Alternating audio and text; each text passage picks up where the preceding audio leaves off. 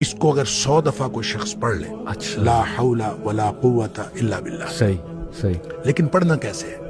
पढ़ना इस तरह नहीं है कि आप बस पढ़ते जाएं। ये है क्या? ला हौला वला कुव्वता इल्ला बिल्लाह असल में क्या है? हौल का माना भी कुव्वत है और कुव्वत का माना भी कुव्वत है। ला हौला वला कुव्वत, यूं कह लीजिए ना कोई इज्तिमाई ताकत, ना कोई इनफिरादी ताकत, इल्ला बिल्लाह, सिवाय अल्लाह के। या ना गुनाह छोड़ने की ताकत, ना नेकी करने की ताकत, सही, इल्ला बिल्लाह। यानी या तो एक को पॉजिटिव बना ले, एक को नेगेटिव बना ले, या एक को इज्तिमाई या एक को इनफिरादी। सही।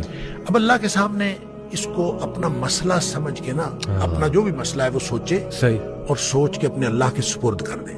या अल्लाह, मेरी तो कोई ताकत नहीं, ना इनफिरादी ना इज्तिमाई, इल्ला बिल्लाह। हाँ, तू अता फरमाए ताकत तो हो सकती है। यूं मैं इसको कहता हूं, ये बेबसी का कलमा है। बेबस आदमी अपने अल्लाह के सामने बेबसी का इजहार करे इस कलमे के जरिए। सही सही।